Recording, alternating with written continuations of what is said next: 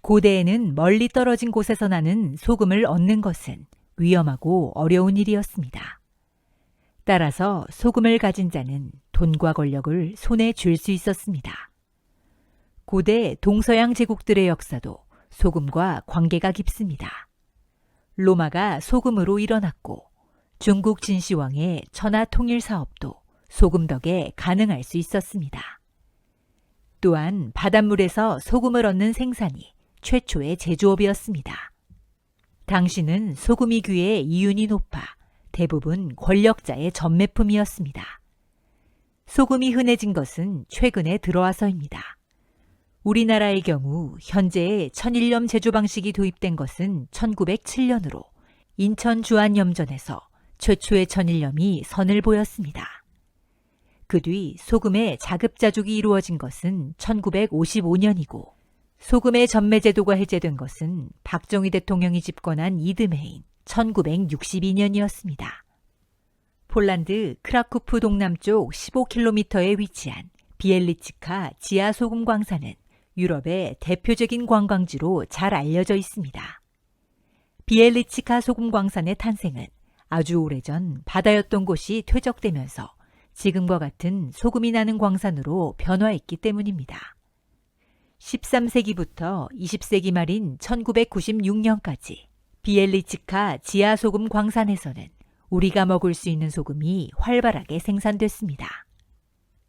17세기 이후로는 소금의 채굴량이 점차 줄어들어 소금 광산으로서의 역할은 점차 사라졌습니다.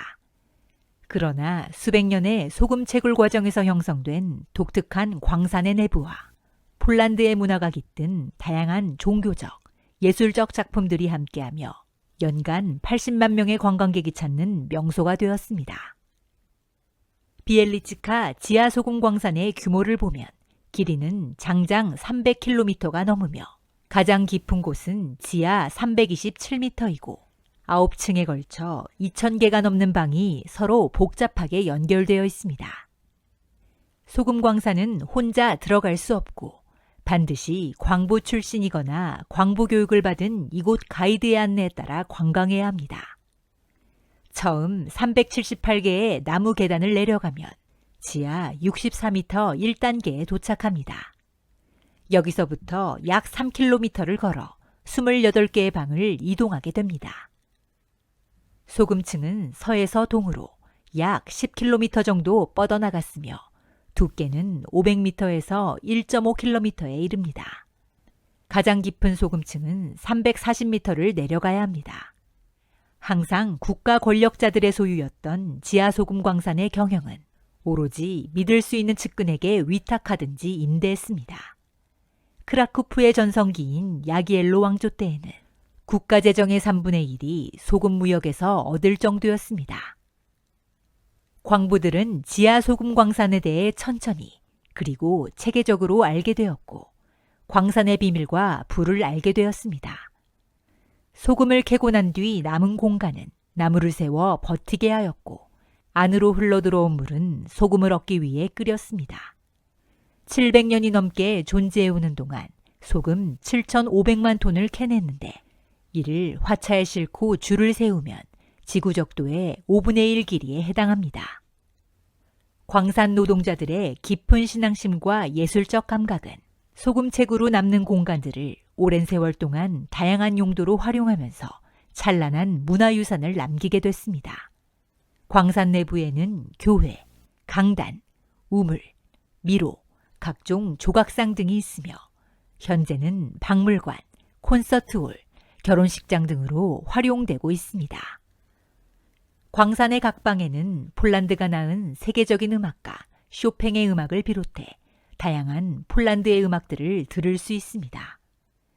특히 초고속 엘리베이터까지 설치되어 있을 만큼 첨단 기술도 갖추고 있어 소금채굴의 역사와 발전상 독특한 건축 양식 등을 엿볼 수 있습니다. 참고로 비엘리츠카 지하소금 광산의 근방에 위치한 크라쿠프는 바르샤바 다음가는 폴란드의 제2의 도시로서 오랜 역사를 가진 도시입니다.